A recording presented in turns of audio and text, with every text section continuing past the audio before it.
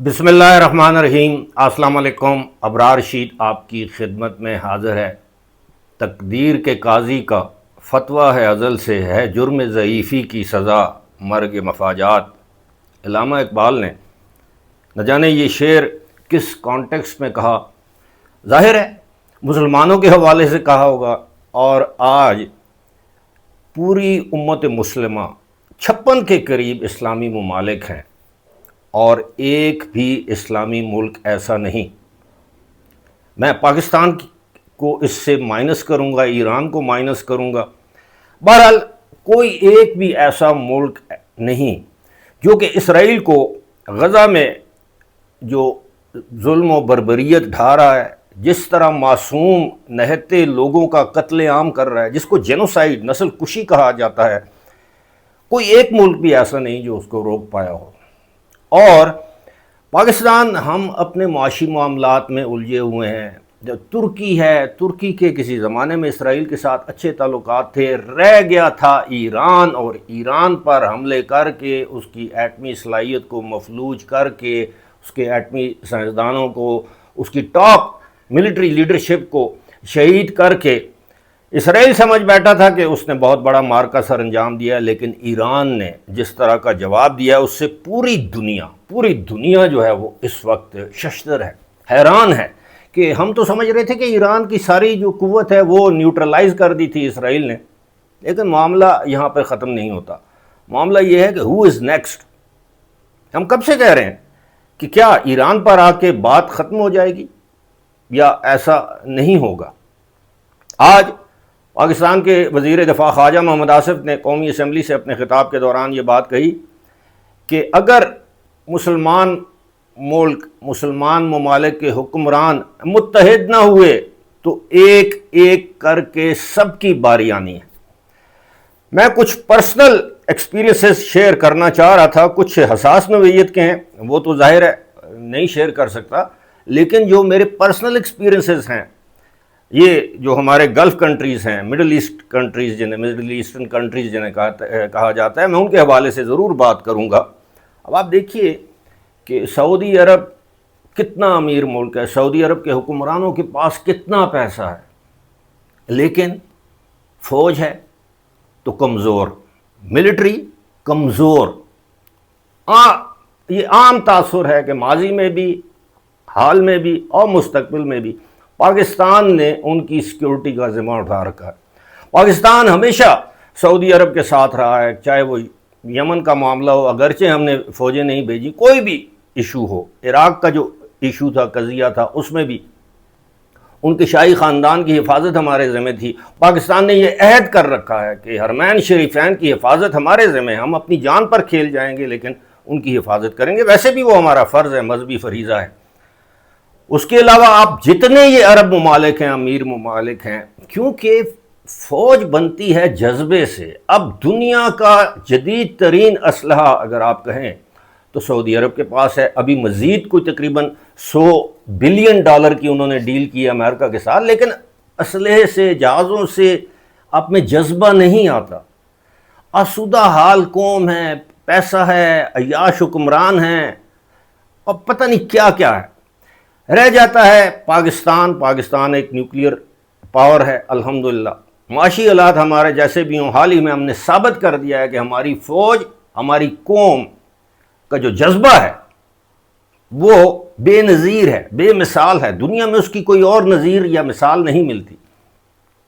دوسرے نمبر پر ایران ہے جو ایٹمی قوت بننے کی کوشش کر رہا تھا، ابھی تک ہم سمجھ رہے ہیں کہ اس کو نیوٹرلائز کر دیا گیا، لیکن یہ بات بھی ایک راز ہے کہ کیا وہ کوئی ڈرٹی بام جو 60% انریچمنٹ پہ بنایا جا سکتا ہے، ایران نے کیا وہ تیار کر لیا ہے، جو بغیر ایٹمی دھماکہ کیے اس کو استعمال کر سکتا ہے۔ اب ایک خیبر نامی میزائل کی ہم بات سن رہے ہیں جو ایران نے تیار کیا ہے، اور اگلا حملہ اس سے کرے گا، پتہ نہیں وہ کس قسم کا میزائل ہے۔ بہرحال ترکی ہے جس کے پاس جدید فوج ہے، جدید ہتھیار ہیں، جدید طرز پر اس کی فوج کی ٹریننگ ہے، اس کے پاس تگڑی نیوی ہے، ایئر فورس ہے، گراؤنڈ فورسز ہیں، وہ یورپ کے ساتھ ہے، اس کے اتنے زیادہ معاملات بھی نہیں۔ ادھر شام ہے، شام کو بھی ترکی نے امریکہ کے ساتھ مل کے اسرائیل کے ساتھ مل کے زیر کر لیا ہے، وہاں پر ان کی مرضی کی حکومت آ گئی ہے۔ اب ایک یا دو ملک اور رہ جاتے ہیں جن کا میں نام لے سکتا ہوں، ایک ملیشیا ہے، ایک انڈونیشیا ہے، جن کے پاس اپنی فوج بھی ہے، جدید طیارے بھی ہیں، پاکستان کا ساتھ بھی دیتے ہیں، خاص طور پر ملیشیا۔ باقی آپ ان 56 ممالک میں سے کسی کا نام لیں، اور یہ غزہ قتل عام جو اسرائیل کر رہا ہے اس کے لیے یہ متحد نہیں ہوئے، زبانی جمع خرچ آج مذمت کر دی۔ آج تو بات یہ ہے، میں پرسنل ایکسپیرینس کی جانب آتا ہوں، تو بات یہ ہے کہ رہ گیا پاکستان، تو ہو از نیکسٹ؟ اب کسی سے یہ سوال پوچھیں تو آپ کو جواب ملے گا کہ پاکستان از نیکسٹ۔ یہ ایک ایجنڈا ہے گریٹر اسرائیل کے لیے، لیکن کیا اسرائیل پاکستان پر ڈائریکٹ حملہ کر سکتا ہے؟ آپ کو یاد ہوگا جو بائیڈن نے اپنے جانے سے تقریباً 2-3 مہینے پہلے پاکستان کے ایک میزائل پروگرام پر پابندیاں لگائی تھی، جو کہ انڈائریکٹلی پابندیاں جنہیں ہم کہہ سکتے ہیں، کہ پاکستان کا جو لانگ رینج جو میزائل ہے اس کے حوالے سے، کہ وہ جن کمپنیوں سے پاکستان وہ چیزیں لیتا تھا ان کمپنیوں کو بین کر دیا گیا، ان کے ایسٹ فریز کر دیے گئے ہیں، ان کی امریکہ سے لین دین کو بند کر دیا گیا ہے۔ وجہ کیا تھی؟ کیا پاکستان جو ہے وہ امریکہ پر حملہ کرنے والا تھا؟ نہیں، امریکہ نے کہا کہ جی پاکستان امریکی اثاثوں پر، پاکستان کے میزائل کی رینج اتنی ہے کہ وہ امریکی اثاثوں تک پہنچ سکتے ہیں۔ مطلب کیا تھا؟ مطلب یہ تھا کہ پاکستان کے میزائل جو ہیں وہ اسرائیل تک پہنچ سکتے ہیں، اور الحمدللہ پہنچ سکتے ہیں۔ اس میں کوئی ڈھکی چھپی بات نہیں، ساری دنیا کو معلوم ہے۔ تو کیا اسرائیل پاکستان پر ڈائریکٹ حملہ کرے گا؟ ہرگز نہیں۔ اسرائیل پاکستان کو داخلی طور پر کمزور کرے گا۔ کس کے ذریعے؟ اپنی پراکسیز کے ذریعے۔ پراکسیز کیا ہیں؟ انڈیا کے ذریعے۔ دونوں کے، نیتن یاہو اور نریندر مودی کے خیالات ملتے ہیں، دونوں مسلمانوں کے دشمن ہیں، دونوں انتہا پسند ہیں، دونوں کے منہ کو خون لگا ہوا ہے۔ ویسے تو نریندر مودی کو بچر آف گجرات نہیں کہتے، اس کے ہاتھ مسلمانوں کے خون سے رنگے ہوئے ہیں آج بھی۔ اور دوسرا، اس کے ذریعے یہ جو بی ایل اے، یہ جو ٹی ٹی پی اور ان کے جو سیاسی ونگ ہیں پاکستان میں، چاہے وہ بلوچستان پتہ نہیں یکجہتی پارٹی ہے یا یکجہتی کمیٹی ہے وہ ہو، چاہے ہماری ایک دو سیاسی تنظیمیں یا جماعتیں ہوں، وہ چاہتے ہوئے یا نہ چاہتے ہوئے، دانستہ یا غیر دانستہ طور پر اس ایجنڈے پر عمل پیرا ہیں، جو ایجنڈا ہے اسرائیل کا، کہ پاکستان کو کمزور کرو، توڑو، اس کو اپنے گھٹنوں کے بل لے آؤ تاکہ اس کو اپنے ایٹمی اثاثے سرنڈر کرنے پڑیں، بالکل اسی طرح جس طرح یوکرین اور دیگر سینٹرل ایشین ریپبلکس نے کیے تھے۔ اور یہ بات ہماری سمجھ نہیں آ رہی عام لوگوں کی، اور جب ہم بات کرتے ہیں وہ کہتے ہیں یہ اگلا نمبر جو ہے وہ پاکستان کا ہے، خدا نخواستہ۔ اب آپ دیکھیں، میں اسلامی ممالک کے نام لے رہا ہوں،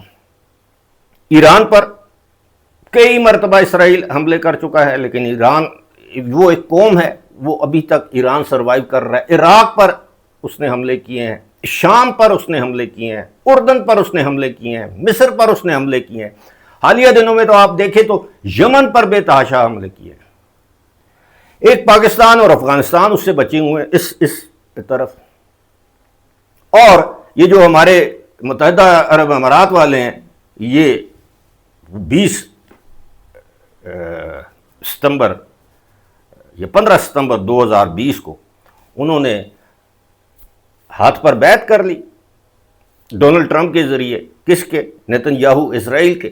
اسرائیل کو تسلیم کر لیا۔ متحدہ عرب امارات میں میرا خیال ہے ایشیا کا سب سے بڑا جو ہے وہ سفارت خانہ اگر کوئی بن رہا ہے تو وہ وہاں پہ ہے۔ سینیگاگ جو ان کی عبادت گاہیں ہیں وہ وہاں پہ بن رہی ہیں، کسی عبادت گاہ پر ہمیں کوئی اعتراض نہیں ہے۔ لیکن متحدہ، یہ میں پرسنل ایکسپیرینس کی بات کر رہا ہوں، اب آیا ہوں۔ پرسنل ایکسپیرینس یہ ہے کہ میں نے وہاں پہ دیکھا ہے متحدہ عرب امارات میں اسرائیلی آئے ٹورسٹ، ہوٹلوں میں سٹے کیا، وہاں سے چوریاں کی، کراکری، باتھ روب، ٹاولز، یہ جو وازز پڑے ہوتے ہیں، گلدان، جو بھی ہوٹل کے کمروں میں جو بھی انہیں چیزیں ملیں، وہ ان کے سامان سے، سوٹ کیسز سے وہ چیزیں برآمد ہوئیں۔ لیکن یو اے ای کی پولیس کو جرت نہیں ہوئی کہ ان کے خلاف وہ مقدمہ قائم کرے. ذرا سوچیں, کوئی کسی مسلمان ملک کا کوئی پاکستانی ہوٹل سے چوری کرتا ہوا پکڑا جاتا تو اس کے ساتھ کیا سلوک کیا جاتا. ایک مرتبہ ایک پورا جہاز بغیر کسی ویزے کے اسرائیلی دبئی آ گئے, کوئی ویزا اس وقت, اب تو ویزا ریسٹرکشن ہے ہی نہیں, انٹری ہے, لیکن اس وقت ویزا تھا آغاز میں. یہ 2020 کے میں اکتوبر نومبر کی میں بات کر رہا ہوں.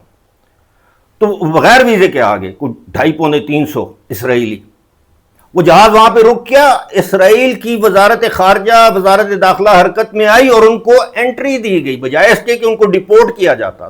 تھوڑی دیر کے لیے سوچئے کہ اگر اس طرح 4-5-10 پاکستانی بغیر ویزے کے دبئی چلے جائیں تو ان کے ساتھ کیا حشر ہو. پہلے ان کو گرفتار کیا جائے, اس کے بعد ان کو ڈیپورٹ کیا جائے.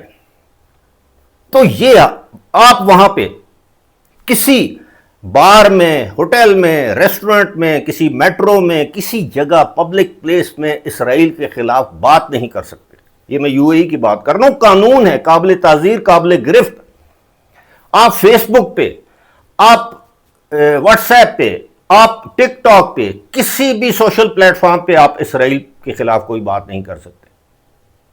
وہاں ہے نا ہمارے بھائی, وہ کرکٹ کا میچ ہو, آپس میں لڑائی جھگڑا کر دیتے ہیں, نعرے لگاتے ہیں, سیاسی سرگرمیاں, سیاسی پوسٹیں کرتے ہیں, ان کو بھی بے دخل کیا جاتا ہے. لیکن اسرائیل کے خلاف وہ کوئی بات سننے کو تیار نہیں. تو جب یہ حالت ہو تو وہ کیا سمجھتے ہیں کہ اسرائیلی کمپنیاں وہاں پہ انویسٹمنٹ کر رہی ہیں تو ایک دن آئے گا بالکل اسی طرح جس طرح انہوں نے آغاز میں انویسٹمنٹ کر کے, صہیونیوں نے, یہودیوں نے پوری دنیا کی مدد سے یہ جو فلسطین ہے یہاں سے زمینیں خریدیں, پہلے ریلوے اسٹیشن بنائے, پہلے ایئرپورٹ بنائے, ہسپتال بنائے, ویلفیئر کا کام کیا, اور بعد میں وہاں پہ قابض ہو گئے. تو ممکن ہے آج سے 20 سال بعد, 30 سال بعد, 40 سال بعد جب ہم دنیا میں نہیں ہوں گے تو یہی حال وہ ادھر کریں یو اے ای کے ساتھ, یہی حال سعودی عرب میں کریں. پہلے اپنے پنجے گاڑیں, پھر وہ گریٹر اسرائیل کا جو منصوبہ ہے اس میں آپ دیکھیں, وہ نقشہ دیکھیں کہ کون کون سا ملک اس میں نہیں آتا. تو بات وہی ہے کہ ہو از نیکسٹ. بہت بڑا سوال ہے. اور آپ عام پاکستانی سے پوچھیں کہ ایران کے بعد اسرائیل کا ٹارگٹ کیا ہے, تو ہر پاکستانی, میرا خیال ہے کوئی 100 میں سے 1 یا 2 شاید ایسے ہوں, وہ بھی اس لیے کہیں گے کہ ہمیں نہیں پتا, کہ ان کو واقعی نہیں پتا ہوگا. لیکن 98 لوگ یہ کہیں گے آپ کو جی ایران کے بعد پاکستان کا نمبر ہے. ایسا ہوگا نہیں. کوشش وہ اب بھی کر رہے ہیں, کئی سالوں سے کر رہے ہیں کہ پاکستان کو داخلی طور پر کمزور کیا جائے. یہاں پہ نہ سیاسی استحکام آئے, نہ یہاں پر معاشی استحکام آئے. یہاں کی فوج کو بدنام کرو, وہ کام کرو جو اندر رہ کے کرو, جس طرح ایران کے اندر کیا ہے. ایران یہ انسائڈ جاب ہے, جو کچھ حملہ ہوا ہے وہ ساری انٹیلیجنس ایرانیوں نے خود فراہم کی ہے. اور ہمارے اندر بھی ایسے لوگ موجود ہیں جو ڈالرز کے عوض, پیسے کے عوض سب کچھ کر سکتے ہیں. تو جب تک یہ ہم جیسے لوگ, ہمارا کام ہے جی ایک بات, دل کی بات آپ کے سامنے کرنا, دلیل کے ساتھ, مثالوں کے ساتھ, جس طرح میں نے آپ کو بتایا ہے. اب آپ دیکھ لیں کہ اسلامی دنیا میں یہ جتنے بھی امیر ممالک ہیں, یہ سعودی عرب, یہ کویت, قطر, یو اے ای, قطر کے پاس دنیا کے جدید ترین طیارے ہیں, لیکن اپنی حفاظت امریکہ کے بغیر نہیں کر سکتا. ان لوگوں کی دولت جو ہے وہ یا امریکہ میں ہے, یا برطانیہ میں ہے, یا سوئٹزرلینڈ میں ہے. ان کو خطرہ رہتا ہے کہ یہ ہمارے بھی ایسٹس اسی طرح فریز نہ کر دیے جائیں جس طرح ایران کے کیے گئے ہیں. تو یہ ایک بڑی لمبی گیم ہے انٹرنیشنل اسٹیبلشمنٹ کی. اب پاکستان ان کی آنکھوں میں ایک کانٹے کی طرح چبھ رہا ہے کیونکہ ہم نیوکلیئر پاور ہیں, تو وہ ایران کو نیوکلیئر پاور بننے دیں گے. لیکن بات وہی ہے, ہو از نیکسٹ. اس پر غور کیجئے گا اور سوچئے گا, اور اگر آپ کا کوئی کامنٹ ہو تو اس حوالے سے ضرور آگاہ کیجئے گا. فی الحال مجھے دیجیے اجازت. خدا حافظ.